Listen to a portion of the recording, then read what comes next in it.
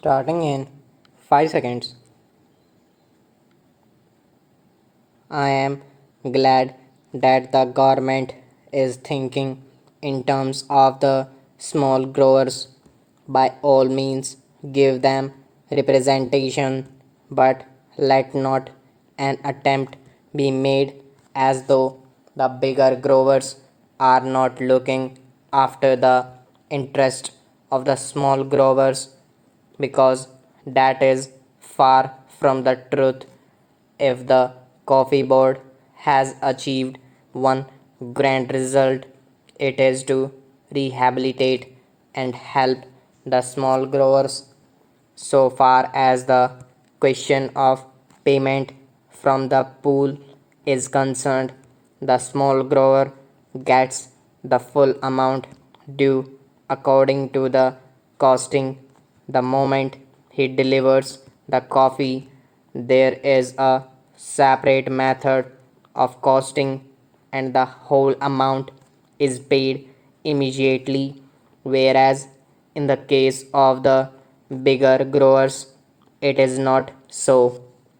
Payments are made as and when coffee is sold in the market and abroad. Supposing this aid was not there for the small grower, what would have happened? He would have had to make distress sales. He would have had to take whatever the market was able to offer, and he would not have had the benefit of export prices, which rule as much as 100% over and above the home prices. The price of coffee abroad is twice as much as it is in India. The small grower would not have had the ghost of a chance of getting higher prices by the sale of coffee to foreign countries. Not only that, he also gets his basic price immediately on delivery of the coffee to the pool. Over and above all this, he gets the benefit of all the scientific research which he would not have otherwise got. He gets all the aid from the bigger growers because, as my honorable friend said yesterday, it is to the advantage of the bigger planters to help the smaller ones. There is a disease which communicable and which can destroy the neighboring estates.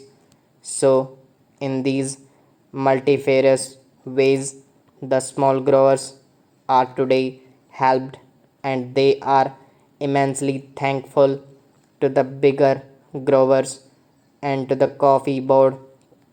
Now, a special plea is sought to be entered on behalf of the small growers.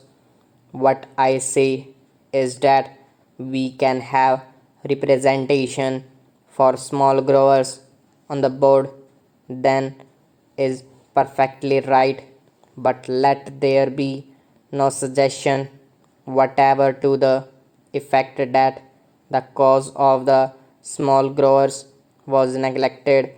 That is not correct.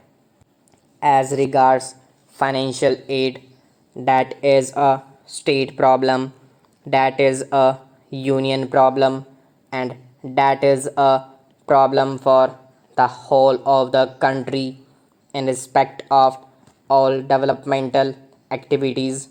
One thing I must say, and that is that there are obvious limitations for the small growers. The acreage is limited and they cannot spread beyond that. They have got their paddy fields and their plantain garden, and so due to limitations they cannot spread over any development of coffee means a large acreage, and that is not available to small growers even if they have got the capacity. It is very difficult for them to find forest lands nearby. It is not easily possible for any man to go over 50 miles and then take up a jungle. So the small growers have their own limitations. I am not going into that, but what I do say is that this idea introduced for the first time here in the parliament, that the interest of the small growers have got to be specially protected, is I submit a policy which will create a difference between the bigger grower and the small grower. I submit that there is no reason whatsoever to distrust the plantation industry and deny them the right to select their own representatives and to introduce the word nomination here. Why should we have nomination if there is need for separate representation for the small growers? Why should we not reserve a seat in each place for the small grower? That is the easiest and the best way to give representation to the small growers. This can easily be done, and therefore I submit that the words "or nominated" may kindly be deleted from the bill. I do not know whether the procedure would permit of it because there are certain difficulties, but in any case, if at least we get an assurance from my friend that these 12 are going to be elected, it would be something gained for a poor like me and for the industry. After the question of the constitution of the board comes the question about the chairman.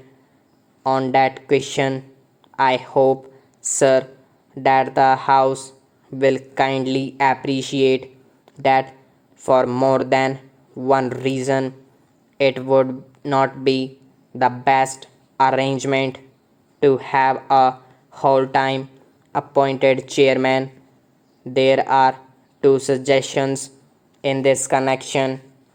My honorable friend's suggestion is that it must be an elected office, as hitherto he has also said that out of the 13 years, only for 1.5 years has there been a planter as chairman. Otherwise, the post was always held by an officer. Stop.